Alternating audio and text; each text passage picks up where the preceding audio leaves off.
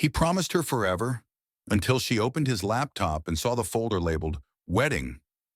Emma's finger hovered over the trackpad, her breath catching in her throat. The glow from the screen illuminated her face in the dim morning light of their Brooklyn apartment. She should have stopped there, should have respected his privacy, should have trusted the man she'd built a life with for 3 years. But something in her gut had twisted when she'd seen the way he quickly minimized a window yesterday, the way his phone was always face down now, the way he'd started taking work calls on their fire escape at odd hours. Her fingers, moving almost of their own volition, flew across the keyboard. She tried his stupid, predictable passwords one after another. Knicks 1985, his father's favorite team. Brooklyn 2020, the year they moved in together. Emma's Babe, the cheesy pet name he'd made his password after she joked about him being too predictable.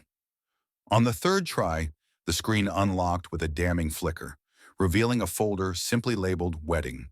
Inside, her world shattered piece by piece.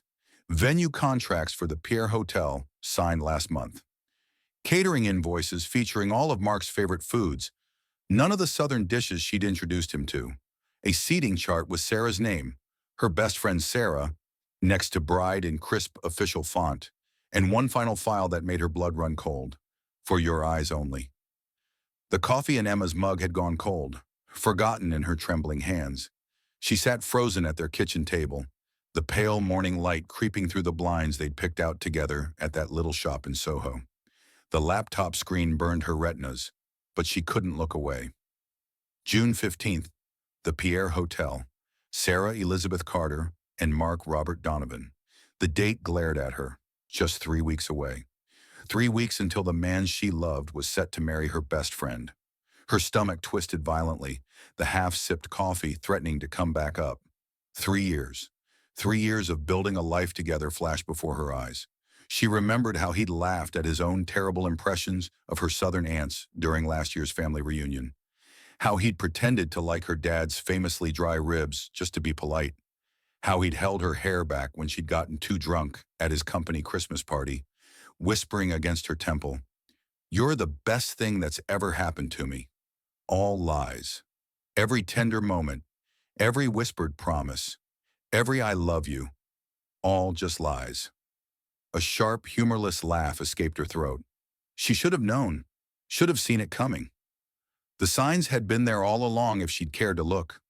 Her phone buzzed violently against the tabletop, startling her. A text notification from Sarah lit up the screen.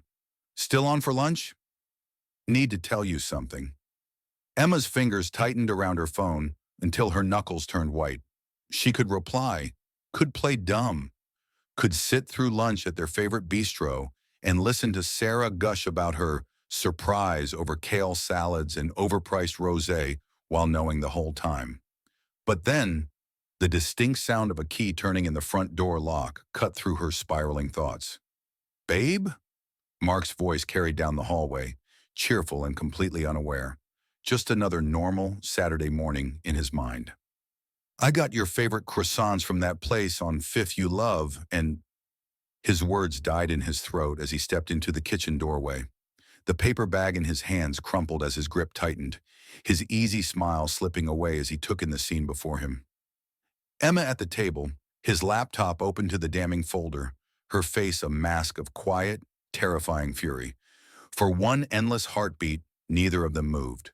The only sound was the distant honking of New York traffic 10 stories below, and the too loud ticking of the vintage clock they'd bought together at a flea market last summer. Then, "Who the hell is for your eyes only?" Emma's voice was low, dangerous, each word carefully measured like the calm before a storm. Mark's throat worked as he swallowed hard. His left eye twitched in that telltale way it always did when he was caught in a lie. The same tell he'd had when she'd caught him smoking after he promised to quit. When he'd forgotten their first anniversary, when he'd said he was working late, but came home smelling like someone else's perfume. And just like that, with one microscopic facial tic, she knew. The unraveling came in waves. First came the excuses, tumbling from his lips in a desperate, flimsy confession. "It's not what it looks like. Sarah and I, we weren't supposed to happen. I was going to tell you." Emma listened in eerie silence, her spine rigid against the kitchen chair, her nails leaving half-moon indents in her palms. She didn't scream, didn't cry, didn't throw the cold coffee in his face like she wanted to. She just watched, detached, as the man she'd planned a future with unraveled before her, his words painting a picture of betrayal 6 months in the making. Sarah had been just a friend until last winter. His parents had always loved her, unlike their strained acceptance of Emma. The wedding was their idea, as if that excused anything. Emma nearly laughed at that last one. Of course it was their idea. She'd seen the way Mark's mother's smile tightened whenever Emma walked into the room, the way his father joked about keeping the bloodline strong at Thanksgiving dinner last year while passing Emma the sweet potato casserole. She stood abruptly, the chair legs scraping against the hardwood floor with a sound that set her teeth on edge. Mark flinched at the noise, his hands raised in some pathetic gesture of surrender. "I'm going out," she announced, her voice eerily calm, belying the storm raging inside her. "Emma," he started, but she was already grabbing her jacket from the hook by the door, the one they'd installed together after he kept complaining about her coats ending up on the floor. She didn't look back. The city air hit her like a slap to the face as she stepped outside, the sounds of New York life assaulting her senses. Honking cabs, shouting street vendors, the distant wail of sirens. Emma walked blindly, her mind racing through possibilities, each more destructive than the last. She could burn every piece of clothing he owned, could slash the tires of the Audi his father had bought him, could show up at the Pierre on June 15th in her best little black dress and scream the truth to everyone they knew. But none of that would hurt him the way this hurt her. None of that would balance the scales. Her phone buzzed again in her pocket. Another text from Sarah. "You okay?" "You're never late." Emma stared at the message, her thumb hovering over the screen. Then slowly, deliberately, she typed out her reply. "Running behind. Can't wait to hear your news." She hit send before she could second-guess herself, and for the first time that morning, as the reality of her situation settled over her like a heavy cloak, Emma smiled. It wasn't a happy smile. It wasn't a kind smile, but it was a smile all the same. The first expression of a woman who had nothing left to lose. She walked into that lunch with a smile, but in her purse was the one thing that would change everything. The bell above the cafe door jingled with cruel cheerfulness as Emma stepped inside. The scent of freshly ground coffee and Sarah's signature Chanel No. 5 wrapped around her like an unwelcome embrace.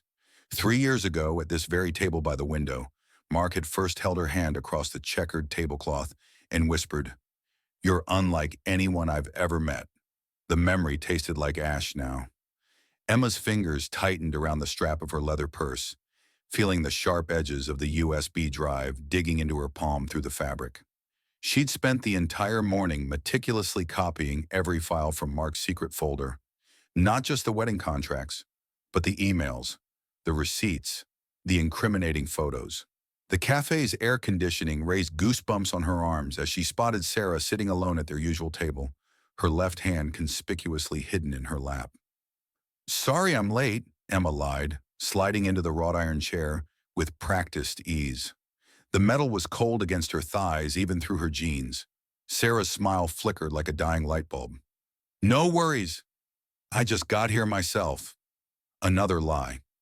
The half-finished water glass and smudged lipstick on the rim gave her away. Up close, Emma could see the faint white line on Sarah's ring finger, where a diamond had clearly been. Removed just for this little performance. The tiny betrayal stung more than it should have. Sarah had always been terrible at keeping her nails polished, but she'd apparently managed to keep the secret for months. The waiter appeared like a specter, his black apron swaying as he took their orders. Arugula salads with goat cheese for both. Another hollow echo of their old routine. Emma watched Sarah's fingers dance nervously across her phone screen, the chipped pink polish on her thumb catching the light.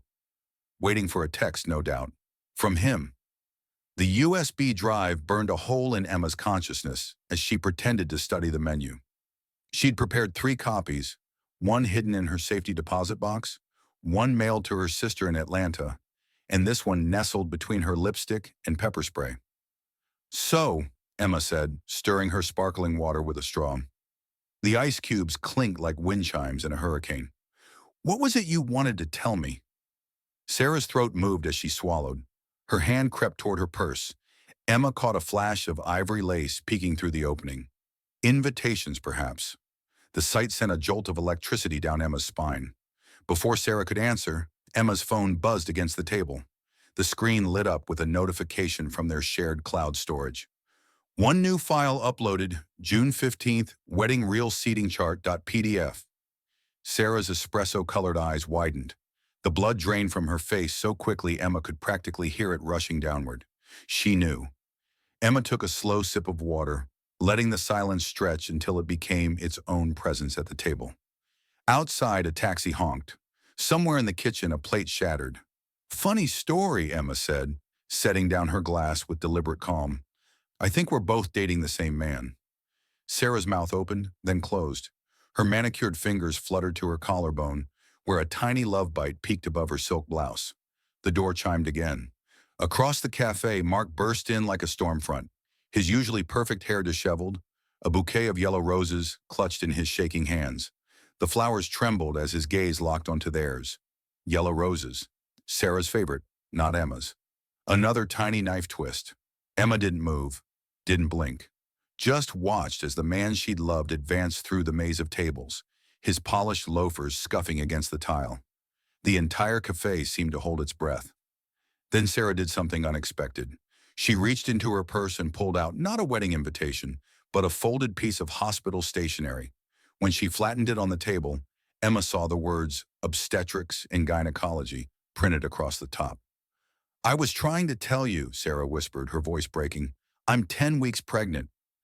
The USB drive in Emma's purse suddenly weighed 1,000 pounds, because now she understood why there were 3 names on those wedding contracts, and why Mark's parents had been so insistent on a June wedding.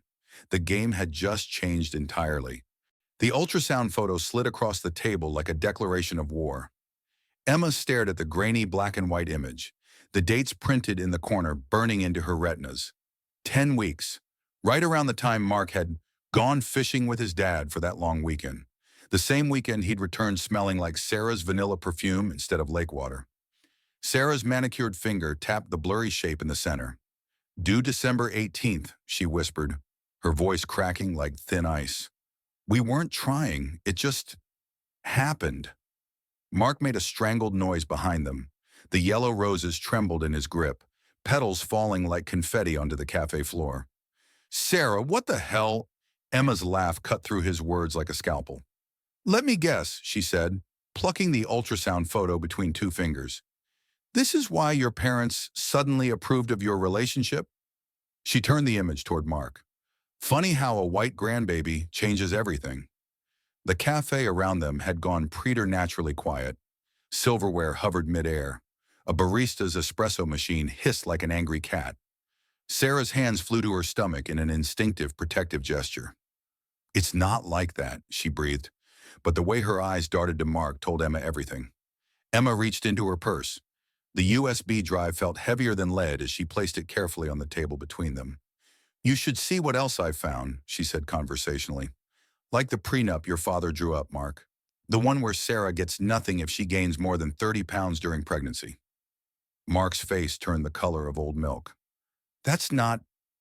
Or the emails between you and your mom, Emma continued, tapping the USB. At least this way we'll know the baby's really ours, and she wrote. Charming. Sarah made a small, wounded noise. Her hands tightened around the edges of the ultrasound photo, wrinkling the corners. Emma leaned forward, lowering her voice to a whisper that carried only to them. But my favorite part? The For Your Eyes Only folder wasn't just wedding plans. She let the words hang, watching as Mark's pupils dilated with panic. Turns out you two aren't the only ones keeping secrets. The cafe door banged open. A gust of wind sent napkins flying as a familiar figure strode in. Mark's father, his custom suit straining across his shoulders, face flushed with barely contained rage. Emma, he boomed, ignoring the other patron's stares. We need to talk. Privately. Sarah shrank back in her seat. Mark dropped the roses. And Emma finally let herself smile. because the USB wasn't the only copy she'd made, and the files weren't the only weapons she had. Somewhere across town, Mark's mother was receiving a very interesting email. Emma had almost missed it at first, buried in the wedding contracts right below the florist's invoice. A third name listed under special accommodations, Dr. Rebecca Shaw, Mark's ex from med school, the one he'd sworn he hadn't spoken to in years, the one whose For Your Eyes Only folder contained far more than just venue selections. Emma had scrolled through the files with numb fingers. Rebecca's signed NDA, dated 3 months ago, a paternity agreement, notarized the same week Mark had taken Emma to the Hamptons, a sonogram photo with a due date 2 weeks before Sarah's. Mark hadn't just been planning a wedding, he'd been planning two. Sarah's hands shook as she flipped through the documents Emma had printed, each page more damning than the last. Article 4.3, Emma read aloud, tapping the clause. In the event of infidelity or excessive weight gain exceeding 30 pounds during pregnancy, all spousal support is forfeited. She looked up at Sarah. Guess which one his dad was really worried about? Sarah's face crumpled. He told me this was just standard. Mark's father stepped forward, his Rolex glinting under the cafe lights. This doesn't concern you anymore, Emma. Emma tilted her head. Does Rebecca know about Sarah? Does Sarah know about Rebecca? She turned back to Sarah. Or about the other clause, the one where the baby gets a DNA test before any trust fund is released? Sarah made a sound like a wounded animal. Emma's phone buzzed, a notification from her cloud storage. One new file downloaded. She swiped open the screen, and there it was. A video from Mark's For Your Eyes Only folder, Rebecca's ultrasound appointment. Mark's voice soft and reverent. That's our kid, Beck. I can't wait to tell everyone. Sarah made a choke noise. Mark lunged for the phone, but Emma held it just out of reach. You bastard, Sarah hissed. Mark's father grabbed Emma's arm. Enough. Name your price. Emma smiled. Oh, I already did. Her finger hovered over send all. The email went out in a blizzard of pixels. To Mark's entire contact list, the hospital board, where Sarah worked as a nurse, Rebecca's OBGYN clinic, Mark's mother. Within minutes, phones began to buzz. Sarah's screen lit up with a call from her supervisor. Mark's father's phone rang with the hospital's legal team. And Rebecca walked into the cafe at that exact moment, her baby bump barely visible under her blouse. Mark, she called, her voice bright, until she saw the ultrasound photo in Sarah's hands. The room erupted. You lied to me, Rebecca screamed, throwing her purse at Mark. You said you'd left her. Sarah stood abruptly, her chair screeching. You knew about me. This whole time? Mark's father tried to intervene, but Emma blocked him. Sit down, she said coldly. This is your son's mess. Patrons filmed the chaos on their phones. A waiter dropped a tray of coffees. The cafe manager dialed 911, and Emma watched it all unfold, her heart a stone in her chest. By nightfall, the scandal was trending. Number 2, bride's number for your eyes. Only number cancel. The Donovans, Mark's family law firm, issued a statement. Sarah's hospital suspended her. Rebecca's clinic canceled her appointments. But Emma? Emma sat in her sister's apartment in Harlem, scrolling through the carnage. Her finger hovered over one last file, the real secret in Mark's folder. A video of his father bribing a judge. She smiled. Round 2 starts tomorrow. The video of Mark's father bribing a judge played on loop in Emma's mind as she sipped her coffee, the bitter taste grounding her. Her sister's apartment in Harlem felt like a war room now. Laptops open, files strewn across the table, and a half-empty bottle of bourbon they'd cracked open at 3 a.m. The city outside buzzed with the aftermath of her bombshell. But the real storm was just beginning. Mark's face dominated every news channel. Prominent surgeon caught in dual wedding scandal scrolled across screens, but it was the hashtag #ChJudgeGate that trended by dawn. The video she'd leaked, grainy but damning, showed his father handing an envelope thick with cash to a judge who dismissed a malpractice lawsuit against their family clinic last year. Emma's phone rang. Unknown number. She answered on the 4th ring. You've made your point, Mark's father growled. Name your price to disappear. She laughed low and cold. You think this is about money? I want your legacy, brick by brick. The line went dead. Sarah showed up unannounced at noon, her eyes swollen, hair tangled. She looked nothing like the polished nurse who'd laughed with Emma over margaritas just months ago. They're forcing me to resign, she said, voice hollow. The hospital says I'm a reputational risk. Emma pushed a mug of tea toward her. And the baby? Sarah's hand fluttered to her stomach. His parents offered me money to resolve it, said they'd support me either way. She spat the word like poison. They never wanted you. They just didn't want me either. The confession hung between them. Emma studied her ex-friend, the chipped nail polish, the shaky hands. For the first time, she wondered if Sarah had ever been more than a pawn in the Donovans' game. What will you do? Sarah reached into her bag, pulling out a flash drive. I found this in Mark's car. It's worse than the bribes. The files were a gut punch. Patient records from the Donovan Clinic. Dozens of black women denied pain medication during childbirth. A memo from Mark's father, we can't have them getting addicted on our dime. Emma's vision blurred. She thought of her own mother, dead from sepsis after a hospital dismissed her pain as dramatics. This ends now, she said. Rebecca found her at the Brooklyn Bridge at sunset, the wind whipping their hair into tangles. I'm keeping the baby, she said without preamble, but I'm not keeping his name. Emma raised an eyebrow. What do you want? The clinic, his father's pride and joy. Rebecca's smile was all teeth. I want to burn it down with him inside. They stood in silence as the city lights flickered on. Below them, the East River churned like liquid obsidian. Tomorrow, Emma said, meet me at City Hall. The press conference started at 9 a.m. sharp. Emma stood flanked by Sarah and Rebecca, a trio of fury and black. Reporters shoved microphones in their faces, cameras flashing like strobe lights. The Donovan Clinic, Emma began, her voice steady, has systematically denied care to women of color for decades. Today, we're filing a class action lawsuit with 300 plaintiffs. Chaos erupted. Mark's father lunged from the crowd, face purple with rage. You lying Security tackled him mid-sentence. The cameras caught it all, the spit flying from his mouth, the guttural snarl, the moment his Rolex cracked against the marble steps. By evening, the clinic's doors were boarded up. Protesters chanted outside the Donovan estate, their signs bearing the names of dead women. Mark's mother filed for divorce. Rebecca leaked the family's tax fraud records to the IRS. And Emma? Emma sat alone in the empty apartment she'd once shared with Mark, running her fingers over the braided rug they'd bought at a flea market. The silence was louder than any scream. Her phone lit up, a text from an unknown number. You win. She didn't reply. At midnight, she climbed the fire escape to their old rooftop garden. The herbs had wilted, the tomato plants shriveled to skeletons.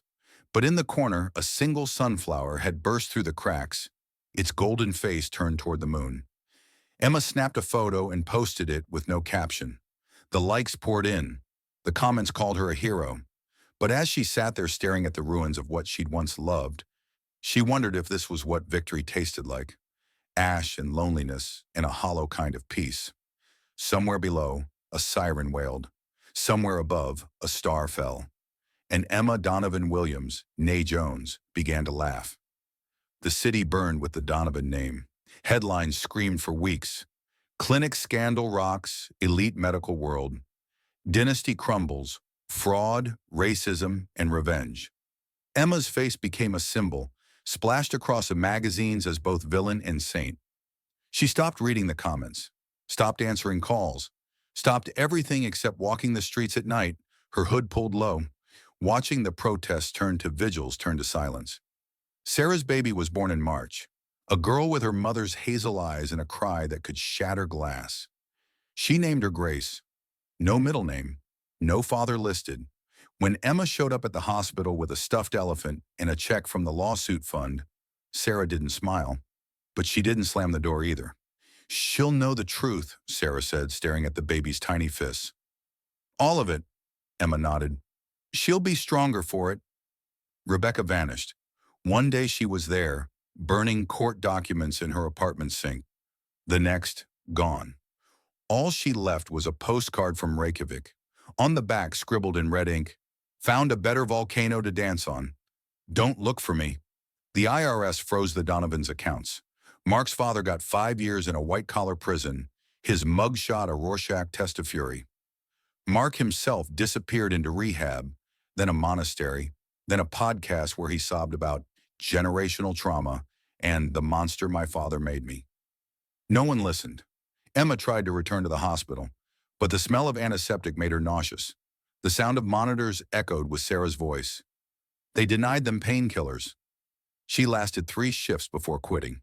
Her sister found her on the fire escape one night, a bottle of cheap wine in hand. "What now?" her sister asked. Emma watched a taxi streak through the rain below. "I don't know." The sunflower died. Emma hadn't watered it, hadn't touched the rooftop garden since the reckoning. But when she finally climbed up to clear the dead plants, she found a single seed pod clinging to the stem. She crushed it in her palm, letting the seeds scatter into the wind. The email came on a Tuesday from gracefuture@anonymous.org. Subject, "Thank you" attached, a photo of 50 women, black, brown, smiling, standing in front of a newly painted clinic in the Bronx. The sign read, "The Emma Jones Center for Maternal Care." No message. No return address. Emma stared until her eyes blurred. Then she packed a bag. The bus to Atlanta took 16 hours. Her mother's grave was overgrown, the headstone cracked. Emma knelt, brushing away weeds until the epitaph emerged. "She fought until the end." "I'm sorry it took me so long," she whispered. A breeze stirred the magnolia trees. Somewhere a church bell rang. The new clinic smelled like fresh paint and hope. Emma didn't put her name on the door, didn't give speeches. She mopped floors, held hands during labor, and argued with insurance companies until her voice went raw.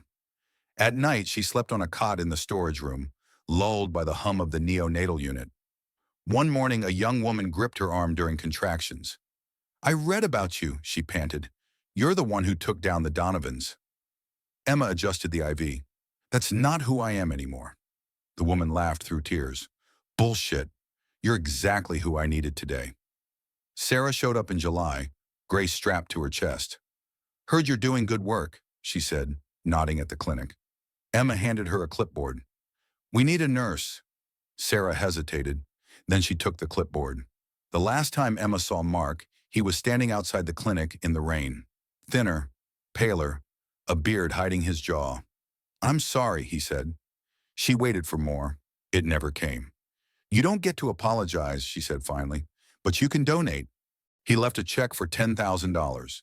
She ripped it up and used the pieces to start a campfire for the staff's marshmallows. Years later, when reporters asked about the Donovan scandal, Emma would shrug. "That's not my story anymore," she'd say, nodding toward the delivery rooms where mothers sang lullabies in a dozen languages. But some nights, when the clinic was quiet, she'd climb to the roof and plant sunflowers in cracked coffee mugs. She'd watch them tilt toward the light, stubborn and unafraid, and think, "This is how we grow. This is how we live." The city forgot. The world moved on. But in a small clinic in the Bronx, the war ended, and the healing began. Love this story? Support us. Smash that like button. Your likes fuel our creativity. Subscribe and hit the bell. Never miss an update. Share with friends. Spread the drama. Comment below. What twists do you want to see next? Your support keeps our stories alive. Thanks for being part of the journey. Yay!